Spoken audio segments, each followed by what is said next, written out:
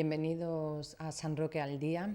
Hoy vamos a salir de las fronteras de San Roque y les vamos a contar que ayer la Biblioteca Pública José Riquelme de La Línea acogía la presentación del último libro de Juan José Téllez, un libro que lleva por título Llanitos, viaje al corazón de Gibraltar, 1713-2013. Nosotros queremos dar la bienvenida a este programa San Roque al Día, Juan José Téllez. Gracias por venir a los estudios de Canal San Roque Televisión. Gracias por la acogida.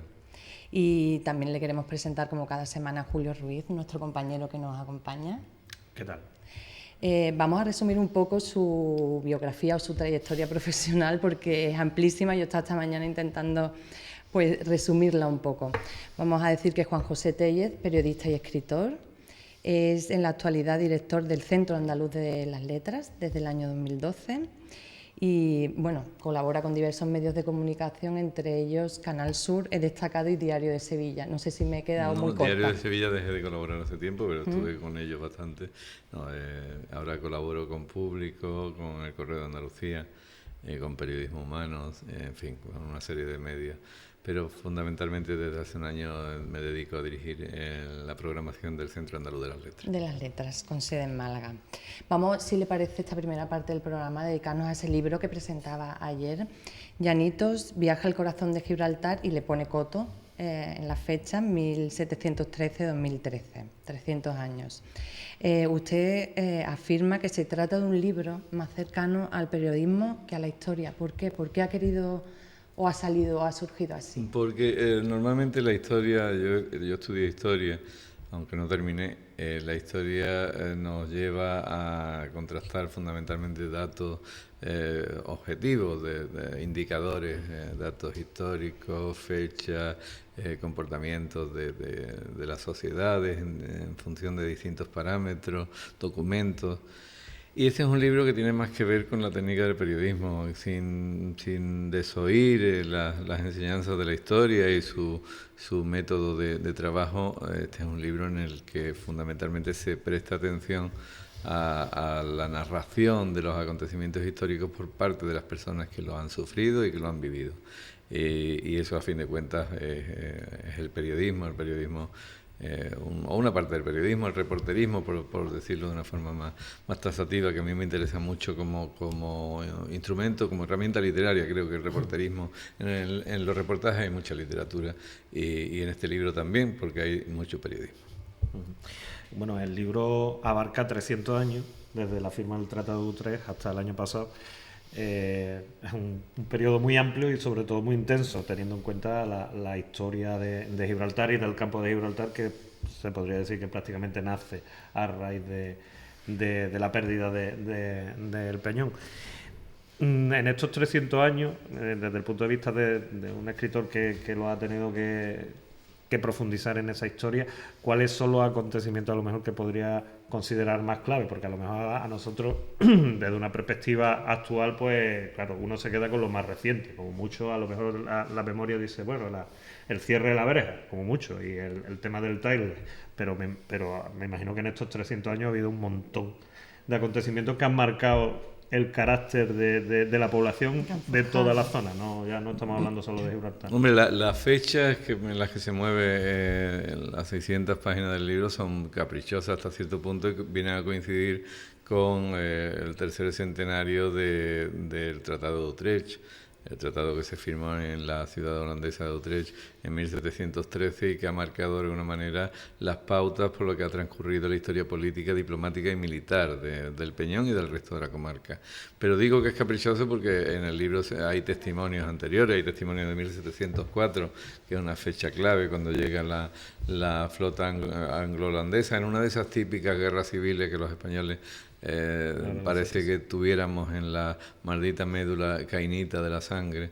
En una de esas guerras civiles, la de sucesión, llega la flota anglo-holandesa, por cierto, con muchos españoles a bordo, a tomar Gibraltar. La población de Gibraltar, como bien sabéis, sobre todo en San Roque, tiene que protagonizar un éxodo importante, un éxodo del que hay testimonios de aquellos que lo vivieron, del cura de Gibraltar de la época, y un éxodo que da lugar a lo que hoy en día es el campo de Gibraltar, fundamentalmente San Roque, donde oficialmente por un privilegio real, reside en la ciudad de Gibraltar desde hace muchos siglos, a los barrios o la resurrección de Algeciras, que había sido una ciudad arrasada por el último rey Meriní, concienzudamente arrasada. Había ruinas, había un pequeño cortijo, el de los Gálvez, y de ahí resurge la ciudad. Creo que eso es una fecha importante.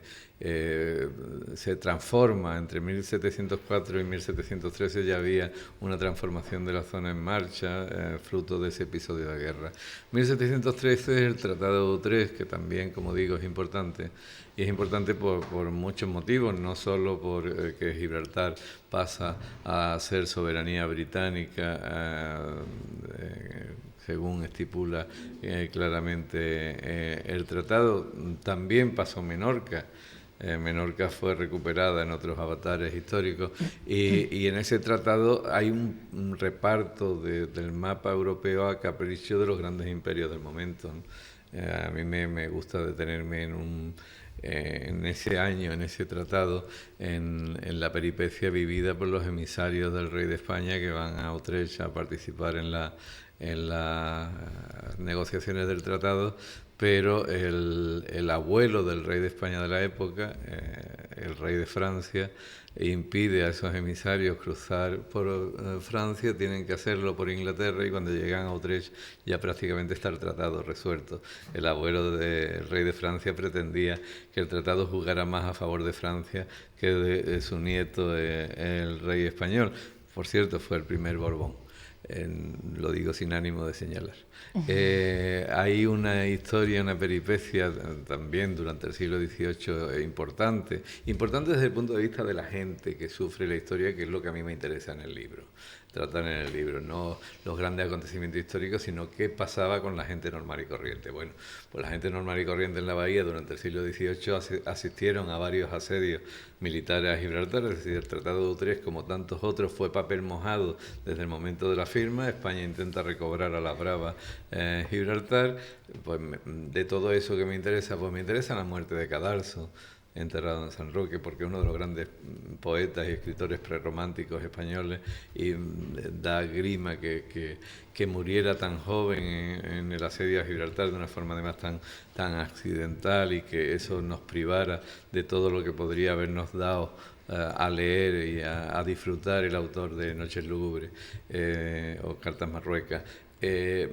¿Qué me interesa? Pues me interesa el fenómeno de los corsarios en Algeciras, un fenómeno tan desconocido, ¿no? Aquellos corsarios campos gibraltareños que fueron capaces, como Miguel Gilabert, que venía de Cartagena, una noche de fiesta en Gibraltar, entrar en la rada de Gibraltar, asaltar un galeón en el puerto y arrastrarlo hasta Algeciras, en una peripecia más propia de Errol Flynn y de las viejas películas de piratas que de un acontecimiento histórico. Si los españoles hubiéramos sido capaces de poner en valor todas estas historias en lugar de los fastos imperiales, de los pelucones de los reyes, del afán de dominio y de imperialismo cutre que nos ha caracterizado, probablemente hubiéramos dado mucho material a Hollywood. No lo hemos hecho. El siglo XIX arranca con dos episodios terribles, el de la batalla de Trafalgar y la guerra de Independencia. Pues me interesa Gibraltar en ese contexto, como el lugar donde llega el cadáver de Nelson desde Trafalgar, y lo meten en una barrica de vino de ron. No está demasiado claro para que llegue más o menos en ciertas condiciones a Londres para los fastos del acontecimiento. Y me interesa porque aquello dio lugar a la denominación al topónimo de Rosia Bay, de una de las playas de Gibraltar, que todavía hoy podemos disfrutar aquellos que disfruten de las playas de Gibraltar, de esas playas que el sol va y viene. El 19 Gibraltar fue un icono para buena parte de Andalucía, primero como lugar de refugio de todos los fugitivos de la intolerancia española. Por ejemplo, Torrijos, cuando Torrijos es detenido en las playas de Málaga y finalmente ejecutado allí con su gente. Torrijos venía de Gibraltar. Gibraltar es el punto de contacto con la masonería, el punto de contacto con buena parte de los liberales españoles que el absolutismo, españoles y británicos, que el absolutismo prohibía. Gibraltar es el lugar también por donde muchos andaluces emigran hacia Gran Bretaña o hacia otros lugares. Algunos de ellos se quedan, no tienen más remedio que quedarse en la línea, y es lo que me interesa, en la vieja línea de contravalación, en una suerte de jaima, porque no nos permiten pernoctar en Gibraltar, y allí surge lo que después sería el municipio de la línea de la Concepción, de esa especie de formidable bolsa de destierro, de desterrados, de supervivientes, de gente que no ha podido embarcarse. El Gibraltar que atrae, según Sánchez Montero, a mitad del siglo XIX, o en el último tercio del siglo XIX, a 100.000 andaluces que hacen contrabando con Gibraltar, en una peripecia bastante peculiar. A mí me interesa esa historia del contrabando, como me interesa el Gibraltar de comienzos del siglo XX, el Gibraltar de la Guerra Civil, que recibe a 10.000 refugiados españoles, a los 10.000 refugiados campos gibraltareños que huyen de la barbarie cainita de este lado de la frontera, y que allí los albergan de una forma un tanto... no quiero extenderme en calificativos, porque dieron refugio de una forma un tanto incómoda en una serie de campamentos. Dependiendo de qué bando, a qué bando pertenecieses también, ¿no? No, al principio no. En los primeros días, los 10.000 españoles que se calculan que entraron a Mansalva, y fueron los que terminaron el campamento. Lo que ocurre es que después la posición del gobernador británico de Gibraltar, hasta que cesa en 1938, era una posición muy pro-franquista, muy pro-fascista, como también lo era la posición de la corona británica. No olvidemos que el heredero de la corona había mostrado, más allá de relacionarse con una divorciada norteamericana, había expresado sus simpatías hacia el partido nazi. Gibraltar apoya explícitamente, no de una forma evidente, a Falange Española. Hay destacados falangistas de la zona que se pasean con uniforme por las calles de Gibraltar, mientras convence a algunos de los refugiados que no les iba a ocurrir nada cuando cruzaron la frontera, y muchos de ellos fueron ejecutados cuando volvieron a la línea. Está el caso del barco José Luis Díez, de la Armada Republicana, que llega a Gibraltar. Las autoridades británicas deciden no repararlo en el astillero porque sería contravenir su situación de no beligerancia, y son los trabajadores del astillero los que en horas libres reparan el José Luis Díez con sus propias herramientas, y finalmente, cuando el barco es reparado y va a salir para unirse a la flota republicana, son los fascistas de Gibraltar y del campo de Gibraltar, que solían ir por la roca, quienes lanzan bengalas para alertar a la armada franquista de que el barco salía. La Segunda Guerra Mundial tuvo un impacto fundamental en Gibraltar, sobre todo al margen por la situación bélica, por la conversión del Peñón en una fortaleza para dirigir la guerra de los aliados en el sur en el Mediterráneo, en el norte de África, sobre todo por la evacuación de la población. La población de Gibraltar es evacuada a Londres,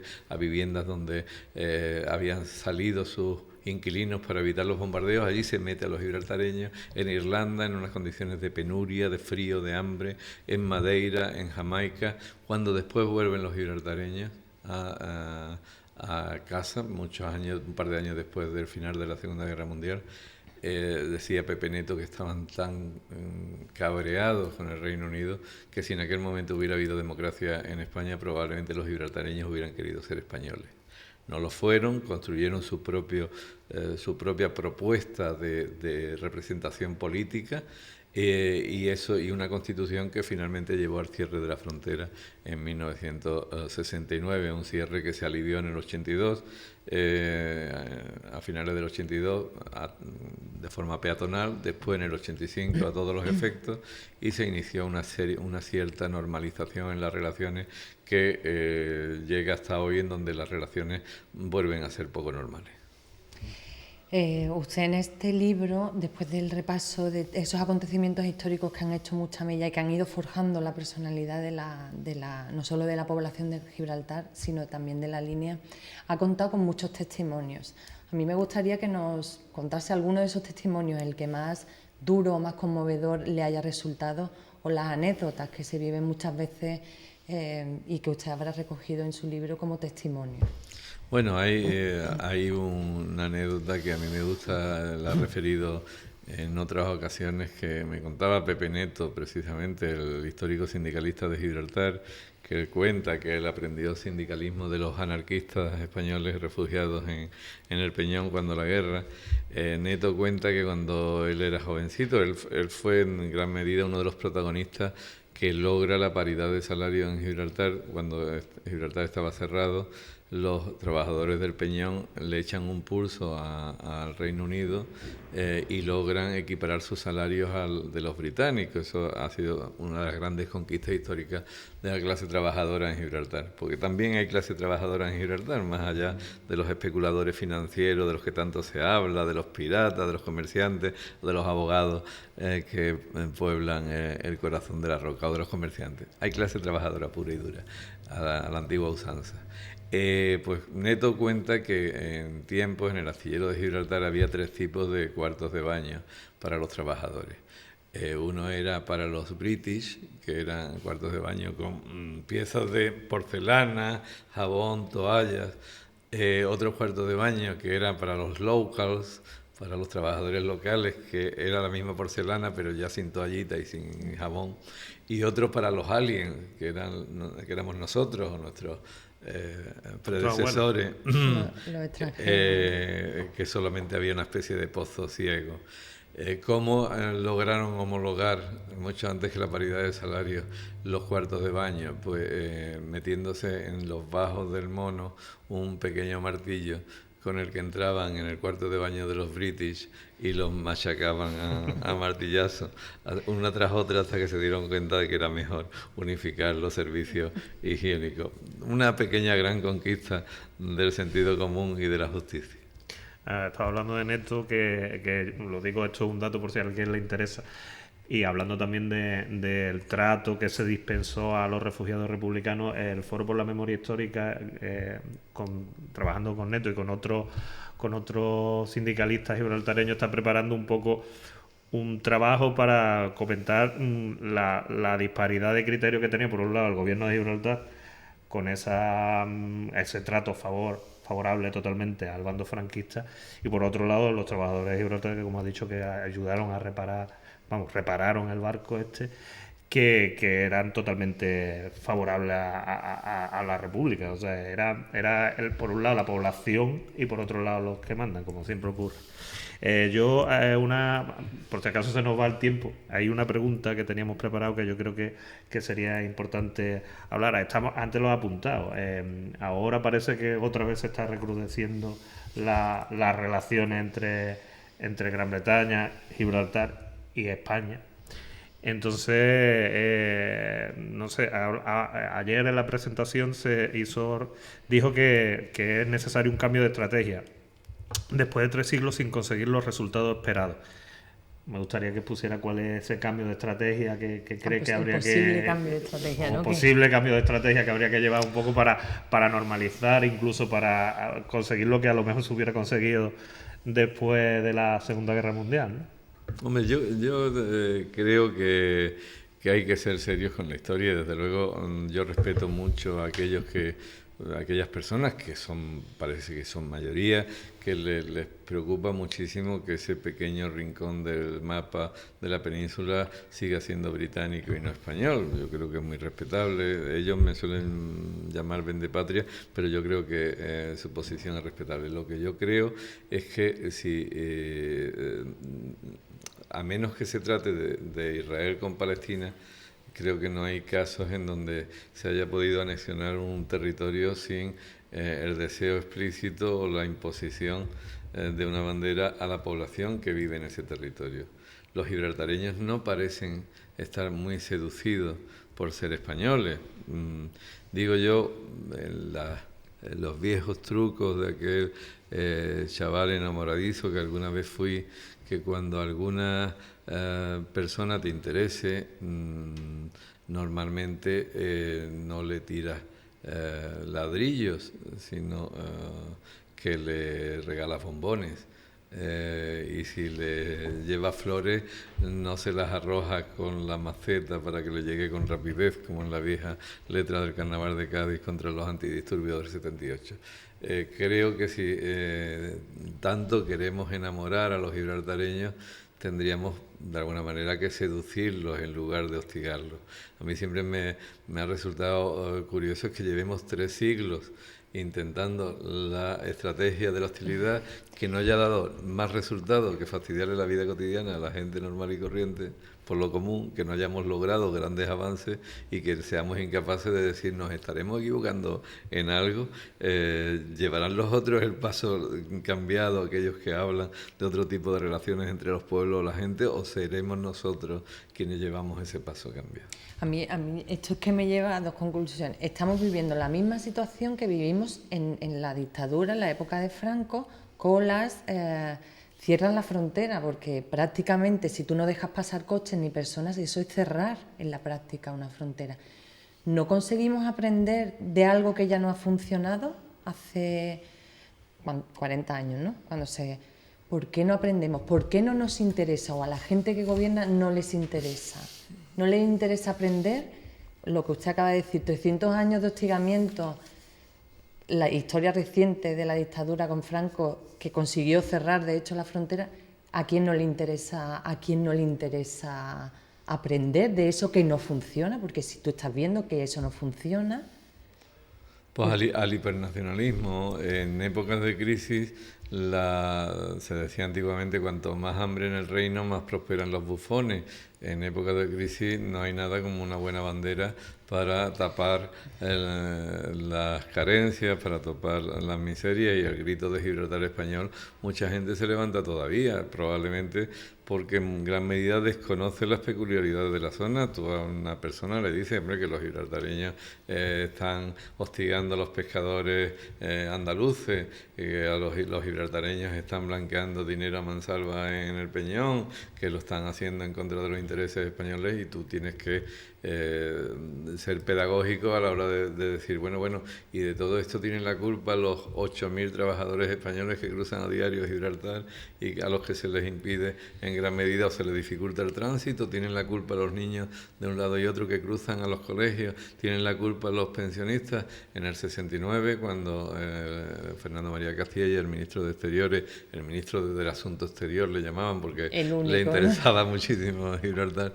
decide el cierre de la frontera para que Gibraltar caiga como fruta madura. Lo que logró fue que Gibraltar se convirtiera en Numancia y se atrincherara, y lo que logró fue un formidable divorcio entre Gibraltar y el resto de la comarca. En aquel momento, es curioso, estábamos, la dictadura de Franco estaba por descolonizar Gibraltar, y en lugar de romper relaciones con los colonialistas, con el Imperio Británico, decide hostigar a los colonizados. Es curioso cómo en el mismo instante en que se cierra la frontera de Gibraltar, España está captando turistas británicos para que vengan a la Costa del Sol. ¿Quiénes son los supuestos enemigos del Gibraltar español?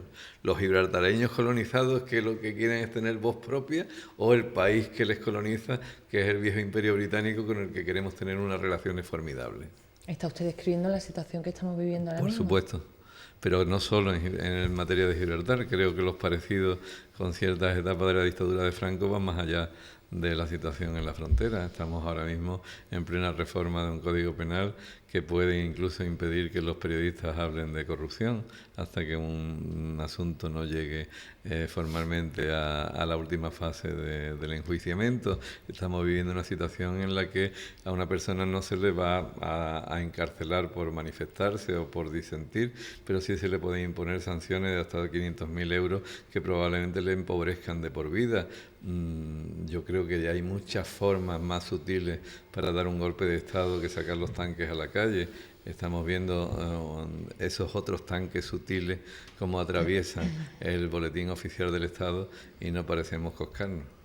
Yo sé que lo que voy a decir va a traer que alguno me mire mal, pero el otro día estaba escuchando a un periodista catalán hablando, diciendo que cómo pueden plantear ahora los mismos que hicieron de los catalanistas convertirse en soberanistas, de mucha población catalanista que se sentía catalana, pero también española, y que ahora se está sintiendo cada vez más catalana. ¿Cómo pueden decir que tienen un plan, un gobierno que en su momento fueron los que pidieron el boicot para los productos catalanes y en que en su momento estuvieron en contra de un estatuto que había votado la mayoría de los catalanes? Yo creo que muchas veces habría que ver las cosas de una manera general, porque a lo mejor estamos haciendo con Cataluña otra especie de libertad. A mí en ese tema me interesa, como en el de Gibraltar, más que cuál es la agenda de los catalanes o del nacionalismo catalán o del nacionalismo españolista, me interesa saber cuál es la agenda de Andalucía, porque ahí nos jugamos mucho. Y sabemos qué es lo que sueñan los catalanes y sabemos qué es lo que pretende el gobierno del Estado, pero no sabemos lo que soñamos los andaluces, ni siquiera nos lo planteamos, no tenemos un discurso hecho frente a todo lo que está ocurriendo y convendría que lo debatiéramos, que nos posicionáramos y que apostáramos por qué es lo que queremos ser de mayores, porque probablemente muchos me temo que nos vuelvan a mangar la cartera en ese tipo de refriegas. Y aquí ocurre otro tanto, no se trata tanto de saber qué es lo que quieren los gibraltareños, cuál es el proyecto de autodeterminación, sino qué es lo que quiere la comarca del Campo de Gibraltar de futuro. Nos han destruido el espíritu de comarca en función de localismos absolutamente decimonónicos, anacrónicos y estrafalarios. No tenemos un espíritu común como el que hubo en los primeros años de la transición democrática y que de alguna manera sirvieron para el crecimiento político y civil de la zona. Ahora lo que hay es una especie de mosaico de pequeños egoísmos localistas y hemos sido incapaces de trascender todo ello, incluso podemos estar en trance de perder uno de los organismos que nos prestó cohesión, como fue la Mancomunidad de Municipios. Tenemos que hacer una pequeña pausa para la publicidad y enseguida volvemos. Vamos a continuar hablando de este libro que se presentaba ayer y de otros temas como su actual cargo como director del Centro Andaluz de las Letras.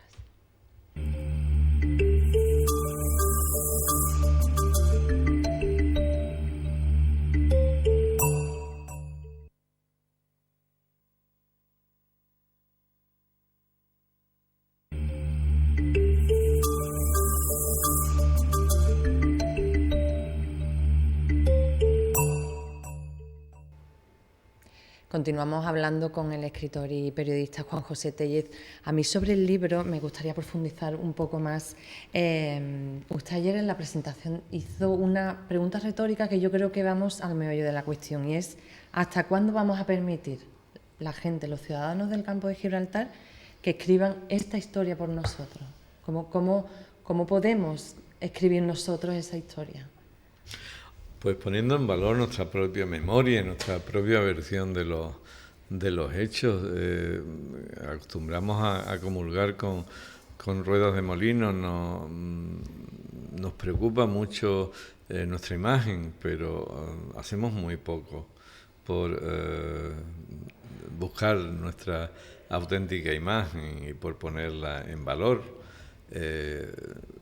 Es verdad que el Campo de Gibraltar durante mucho tiempo ha arrastrado una leyenda negra, como muchos otros lugares, como muchos otros puertos, de Marsella al propio, o a ciudades como Chicago, en fin. Chicago puso en valor hace mucho tiempo su arquitectura, más allá de los gángsters. Marsella, su vieja leyenda mestiza que nos lleva desde el Conde de Montecristo a José de Giovanni. ¿Qué hemos hecho nosotros por poner en valor otros indicadores de lo que ha sido la realidad de la comarca? Por aquí, por ejemplo, han pasado buena parte de los grandes escritores del siglo XX, y no me refiero solo a aquel maravilloso fenómeno que fue y que sigue siendo, por fortuna, los cursos de verano de San Roque, sino el puerto de Algeciras, autores como Somerset Maugham, como Allen Ginsberg, como Jacques Kerouac, como William Burroughs, pasaron por aquí y escribieron textos, Truman Capote, sobre la realidad de las zonas. Utilizar la literatura, la pintura, la música, desde Albert Hammond a Paco de Lucía, a José María Sánchez Verdú, al grupo Melón Diesel, como referentes complementarios de lo que es esta zona. Estaría muy bien y no lo hacemos, quizás por desconocimiento, quizás porque en el fondo seguimos ignorando nuestra propia historia y nuestra propia memoria, quizás porque no ha habido históricamente una burguesía aquí que la haya puesto en valor. Normalmente el imaginario cultural de los territorios, tal y como lo conocemos en la Europa de hoy, lo construye la burguesía. Y aquí históricamente hubo, durante esos 3 siglos que aparecen en el libro, pues hubo una presencia importante de soldados, de militares, de carabineros, de tropas de resguardo, de policía, de aduaneros y de terratenientes como los duques de Medinaceli, los marqueses de Lario, etcétera. Pero no hubo burgueses, no hubo una burguesía que exigiera poder político para este territorio, una administración propia para el territorio y que pusiera en valor su arquitectura. Son por lo común, salvo excepciones como el casco histórico de San Roque, Castellar, son como ciudades desguazadas desde el punto de vista urbanístico. Galdós comparaba a comienzos del siglo XX Algeciras con Ronda. ¿Qué queda de ese viejo, urbanismo? ¿Qué queda de esa memoria local? Bueno, pues todo esto supone que la historia no la escribamos nosotros mismos, sino que la dejamos escribir a los especuladores, a la gente que viene a ganar el dinero fácil, a esa moral de frontera que tanto daño ha hecho a esta tierra, porque ha puesto en valor la ambición, la avaricia, el dinero fácil frente a valores que han permitido consolidar otro modelo de sociedades y de ciudades. A eso me refiero cuando hablo de que no debemos dejar que escriban nuestra historia por nosotros y que seamos capaces de contar, de elevar la voz para decir cómo somos, que no permitamos que solo otros digan cómo somos. Yo creo que frente a la cuestión de Gibraltar, los campos gibraltareños estamos muy autorizados para opinar porque formamos parte de ese mismo hinterland, de ese mismo espacio común, de esa misma bahía y tenemos mucho que decir en esa cuestión. ¿Por qué no levantamos la mano y empezamos a decir qué es lo que pensamos y no permitimos constantemente que nos digan lo que debe ser esta situación alguien que vive en Madrid o alguien que vive en Londres? Creo que somos nosotros los que debemos tomar la palabra y imponer que, con independencia del sacrosanto derecho al contencioso, a las cuestiones de Estado, que haya una política de población que nos permita sencillamente convivir con el vecindario. También es curioso que un territorio tan pequeño, si bien estratégicamente situado, pero tan pequeño, con una población que al fin y al cabo es una fracción bastante reducida de la población total de una zona con 250.000 habitantes, son 30.000 habitantes, marque tanto la historia y la vida cotidiana de esos 250.000 habitantes, cuando aquí también tenemos un estrecho y unas relaciones con África y bueno, y una Costa del Sol cercana, o sea que tampoco es que todo se deba reducir, pero sin embargo la percepción que se tiene fuera muchas veces del campo de Gibraltar, y muchas veces ni del campo de Gibraltar, porque a lo mejor la gente conoce Algeciras como mucho y a lo mejor le suena un poco la línea en el sentido de y la percepción, yo como que he vivido fuera y más usted que más años todavía fuera, la percepción es Gibraltar y droga. Entonces no y luego aparte lo que estaba hablando, que los políticos de un lado y de otro han marcado la agenda y la forma esta de relacionarse. ¿Cómo podemos hacerle cambiar esa impresión a la gente? Estaba hablando de ser nosotros protagonistas de la historia, pero es muy importante que el resto de España, en nuestro caso, y a lo mejor que el resto de Gran Bretaña, en el caso de Gibraltar, conozca la realidad, la verdadera historia de aquí, o la verdadera, para que nos comprendan y para que a lo mejor las decisiones que se tomen sean más acorde con nuestras necesidades. Normalmente, y de ahí nace este libro, normalmente la historia la escriben los vencedores y la escriben los quienes protagonizan la política, la economía y el militarismo de cada momento histórico. Yo ayer citaba un viejo poema de Bertolt Brecht en el que se decía: Tebas, las de las 7 puertas, quien te construyó, arrastraron, en los libros figuran los nombres de los reyes, arrastraron los reyes los grandes bloques de piedra. ¿Qué hubo aquí cuando los ejércitos se enfrentaban por ese minúsculo territorio? ¿Qué hubo aquí cuando la política intentaba fraguar historias extrañas? ¿Qué hubo aquí cuando no ya el pequeño matutero, el pequeño contrabandista iba y venía con su hato o con sus perros cargados de tabaco, sino cuando Juan March hacía buena parte de su fortuna en los negocios oscuros del centro del centro financiero de Gibraltar? Que había aquí gente que sobrevivía. Y esa es la gente que tiene que recobrar su protagonismo en la historia en democracia.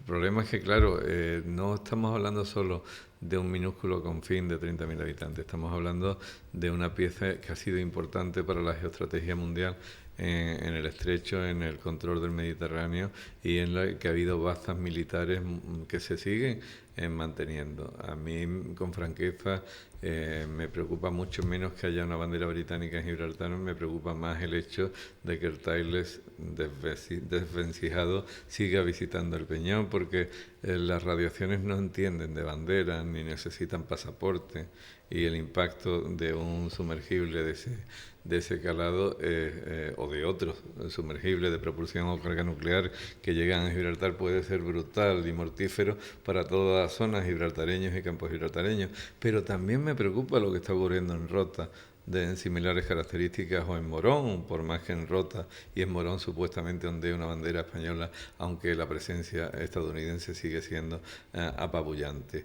Creo que los seres humanos que habitamos en torno a esos polvorines, más allá de preocuparnos la pequeña conquista que podamos avanzar en el tema del contencioso, que es lo que parece preocuparle a los diplomáticos, los que tendríamos que estar exigiendo es un plan claro de protección civil para en el caso de que hubiera una fuga nuclear en un sumergible en Rota o en Gibraltar. Y no tenemos ningún tipo de instrucción para cuando eso ocurra, ni siquiera la experiencia del Tyles sirvió para por lo menos tener un plan B por si algo falla. Si todo va bien es estupendo, la soldadesca llega a los puertos, invierte, sacan dinero, se pagan, hay reparaciones, hay vidillas, pero ¿y si deja de haber vidilla y hay muerte?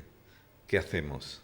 En cuanto al fenómeno de las aguas jurisdiccionales de Gibraltar, del resto de la bahía, con franqueza, yo no veo, cuando voy en un barquito, en un remolcador, en un ferry, no veo una línea de puntos en la bahía que me diga hasta aquí llega Gibraltar, hasta aquí llega el campo de Gibraltar. Lo que veo es una bahía fieramente contaminada en Gibraltar y en el campo de Gibraltar.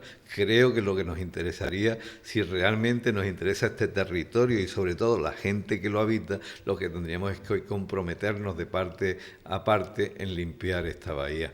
Con franqueza, me parece formidable que las autoridades gibraltareñas se vean impelidas a romper el acuerdo pesquero, a poner bloques de hormigón para proteger las especies en Punta Europa del saqueo de los pescadores españoles y tal.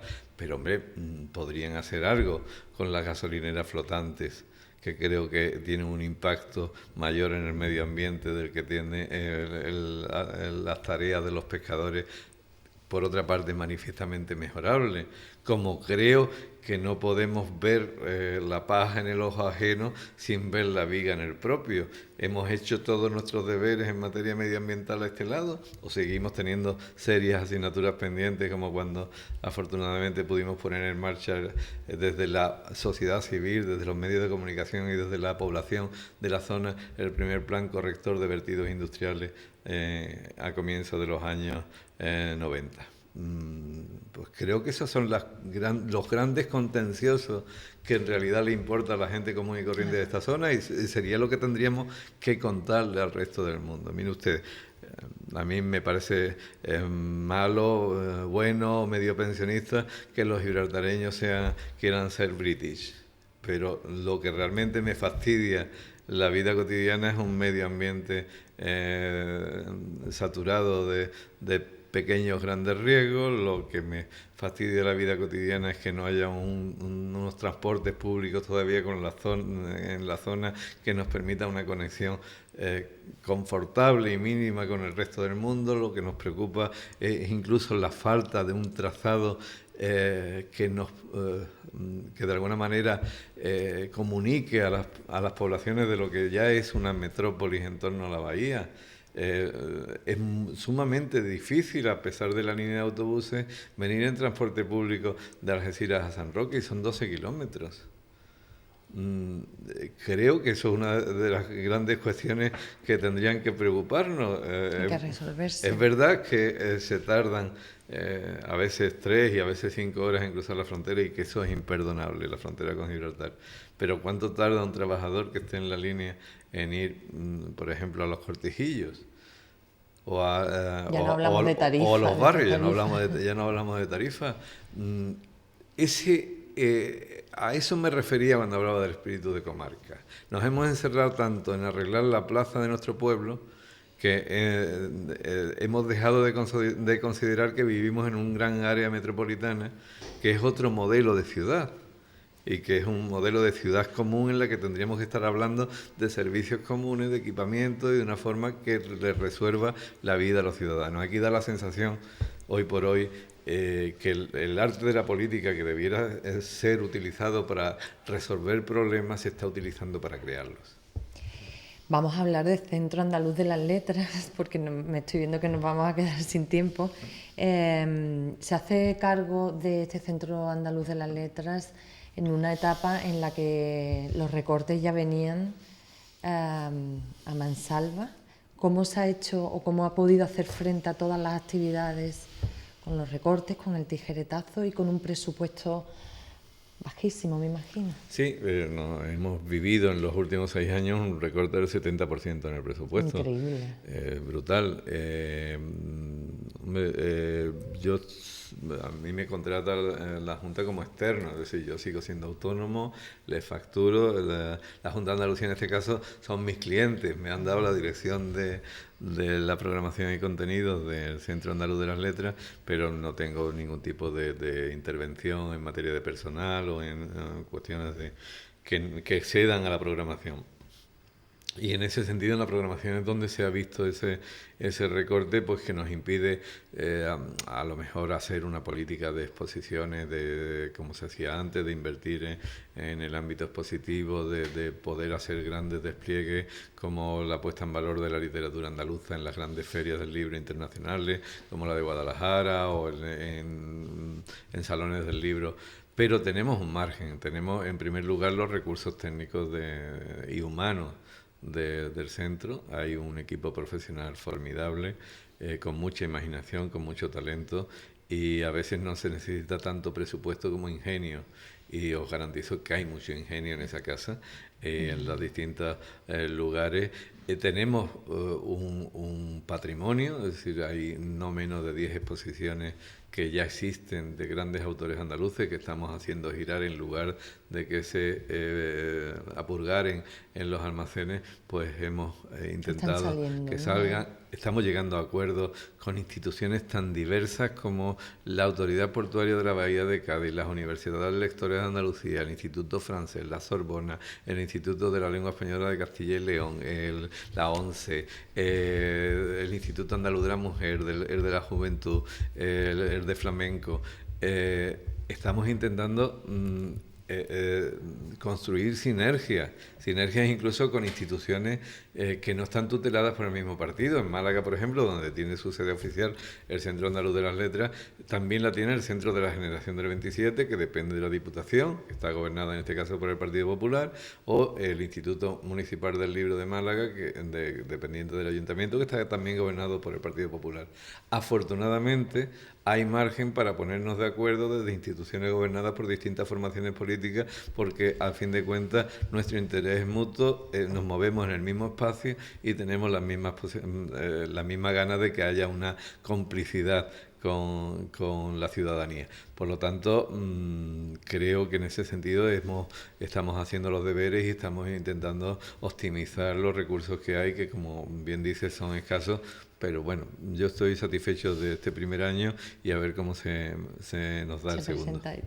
Entre los objetivos a mí que se marcó al inicio de esa gestión, a mí hay dos que me resultan principalmente atractivos. El primero es consolidar la alternativa del libro electrónico, y el segundo, que me parece muy, muy válido porque al final yo creo que es el futuro, pero el segundo, reforzar la industria editorial andaluza. ¿Eso existe? Sí, existe. Lo que pasa es que ha sido una industria editorial muy dependiente de lo público y que en muchos casos no ha podido posicionarse en un mercado dominado por las grandes editoriales privadas y sobre todo los grandes grupos editoriales que normalmente están radicados en Cataluña y en Madrid, a escala estatal, pero que en muchos casos son dependientes de empresas multimedia o de empresas extranjeras. Entonces, claro, hay un puñado de editoriales andaluzas que sí existen, en base a dos líneas de trabajo. Una, las pequeñas ediciones que no entran en el mercado competitivo de los bestsellers, que eso tiene su público y es una operación sostenible desde el punto de vista económico, y las editoriales que han logrado entrar en esos circuitos comerciales. Algunas han tenido algunos reveses serios importantes porque no es fácil trabajar de acuerdo con las leyes de mercado, pero sí están posicionadas como industria editorial y siguen trabajando. Hay otras que están muriendo por asfixia porque su negocio estaba más relacionado con tipos de libros institucionales, muy dependiente de la administración, y la administración ya no puede publicar porque no hay presupuesto que permita seguir esa política de publicaciones, y porque también hay que replanteársela. Era un poco absurdo seguir publicando libros que terminaban en almacenes y sin distribución alguna. Tenemos un problema muy serio en Andalucía con la distribución editorial. Seguimos teniéndolo. Es muy complicado que un libro que se publique en Almería se pueda leer en Jaén o en el campo de Gibraltar o en Huelva y viceversa. ¿A qué se debe eso? No se circula porque la distribución es muy cara. Es cara la distribución. Los distribuidores son los que se llevan el porcentaje mayor, más que los editores y más que, por supuesto, los autores. Los autores, el porcentaje de un libro puede estar de derecho de autor entre un 5 y un 10%, y un distribuidor puede estar en torno al 30 o al 35%. Después, el espacio físico de las librerías. Hay que amortizar porque un local cuesta muy caro y hay que amortizar, las novedades son crecientes, es muy difícil estar en las estanterías. Y en ese sentido, el libro electrónico estamos actuando con mucha cautela, porque el sector también nos pide que tengamos cautela, porque claro, primero, las grandes editoriales todavía no se están decidiendo a mansalva por el libro electrónico, están manteniendo unos precios muy altos en la descarga de libros digitales, porque no quieren acabar con el libro en papel, porque el libro en papel mueve unos parámetros de industria diferentes a los que supone el libro electrónico, y va a haber un proceso de transición que probablemente tengamos unos precios elevados. El problema estriba en las posibilidades de piratear los libros y de que entren de forma gratuita a través del pirateo, porque esos precios sigan siendo elevados. Pero es una cuestión en la que la administración no puede forzar la máquina, y desde luego nosotros no tenemos la más mínima capacidad de hacerlo. ¿Cómo vas a influir en el Grupo Planeta para que abarate los costes de los libros electrónicos antes de que los pirateen y entren gratis en la red? Eso es una respuesta que deben de buscar los propios grupos editoriales: qué modelo quieren y qué recursos podemos técnicamente aplicar para que esa descarga gratuita y fraudulenta no se lleve a cabo. Es bastante complicado. Y hay otra cuestión. Nosotros disponemos de una red de librerías importantes en la comunidad andaluza. La comunidad andaluza porcentualmente es la que mayor número de librerías tiene de todas las comunidades del Estado. Las librerías no tienen resuelto cómo pueden convertirse en intermediarios del libro digital, porque evidentemente la descarga se lleva a cabo online. ¿Qué papel van a asumir las librerías en el momento en que eso se produzca y las ventas en comercio se reduzcan a los libros de arte, a lo mejor a ediciones muy cuidadas? ¿Cómo podemos mantener el negocio de la librería en la era digital? Es una pregunta que nos estamos haciendo. Estamos trabajando con la Federación Andaluza de Libreros, con la Asociación Andaluza de Editores, con especialistas en esta cuestión, y estamos intentando buscar respuestas a las preguntas que todos nos hacemos. Yo creo que ahora nadie tiene respuesta fidedigna, ¿no?, a lo que está pasando, pero al menos es bueno que nos lo planteemos y que no nos pillen con el paso cambio. ¿Qué le evoca el aniversario 25 años de Europa Sur? Pues como diría Neruda, nosotros los de entonces ya no somos los mismos. Yo era un crío cuando empecé en Europa Sur, no había cumplido 30 años aún, estábamos fraguando el diario desde la antigua delegación de Diario de Cádiz, con Andrés Macías, con el primer director Juan Carlos Jiménez Laz, y a partir de ahí logramos montar un Dream Team fantástico que nos permitió hacer posible la ilusión de que existiera un diario en el formato del que surgió Europa Sur, que se prestara atención a los grandes reportajes, al tratamiento de los textos, que incorporara no solo un buen suplemento deportivo, sino un buen suplemento de cultura y uno de economía, que se le prestara cuidado a la reproducción de las fotos, que el periódico fuera un espectáculo y que por 100 pesetas uno pudiera tener entre sus manos pues aventuras cotidianas, follones políticos, investigaciones,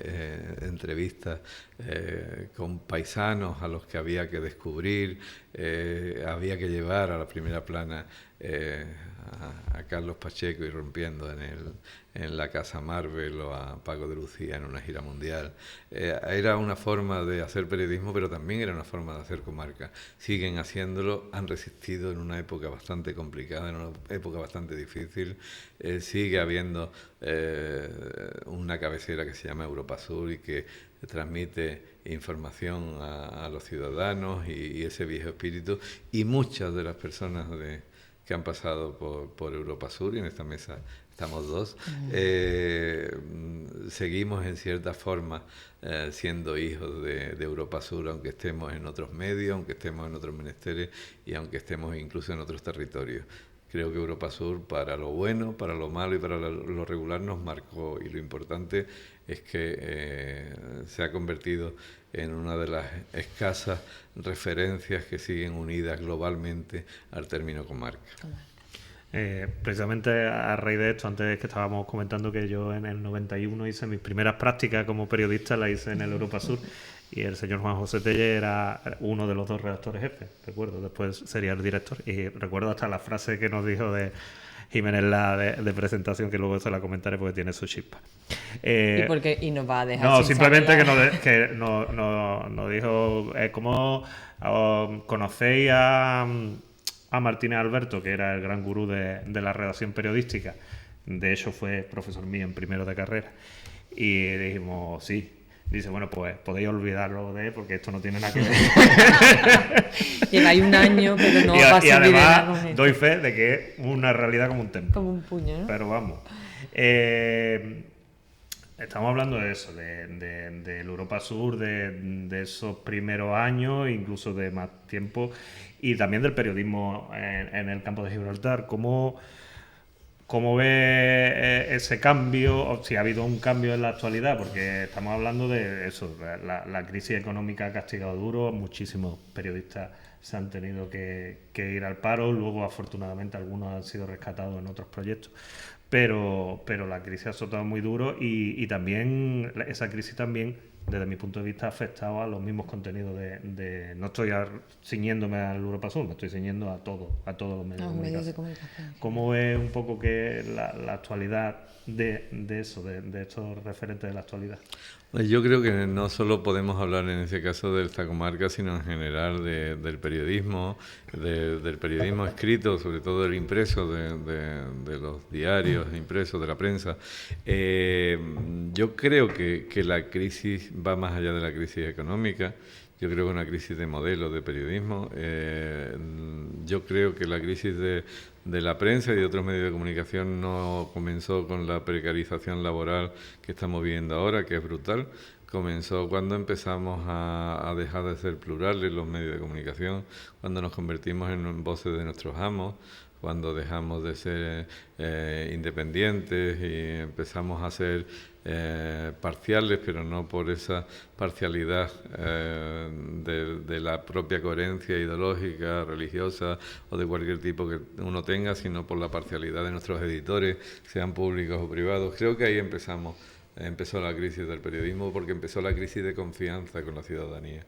Creo que de repente los periódicos ya no solo dábamos noticias, éramos una especie de kiosco en el que repartíamos boletos de lotería. En Europa lo hicimos desde el comienzo, los Jackpot fue una idea fantástica que nos dio muchos lectores, repartir fascículos, DVD, muñecas hinchables, sorteos, cualquier cosa. Y bueno, nuestro negocio era las noticias. Y ya de repente dejamos de dar noticias. Tenía una broma en aquella época que los jóvenes que llegaban a las redacciones, claro, como había que cubrir varias páginas en el mismo día, en un lugar tan complicado, por ejemplo, como el campo de Gibraltar, donde tú por la mañana tienes que acudir al levantamiento del cadáver de un inmigrante clandestino en la playa, a mediodía tienes que irte a un pleno municipal del ayuntamiento de turno para hablar de los baches, a la hora de comer vendrían a lo mejor unos señores que querían, como siempre, montar un campo de golf y nos invitaban a almorzar para contarnos sus proyectos.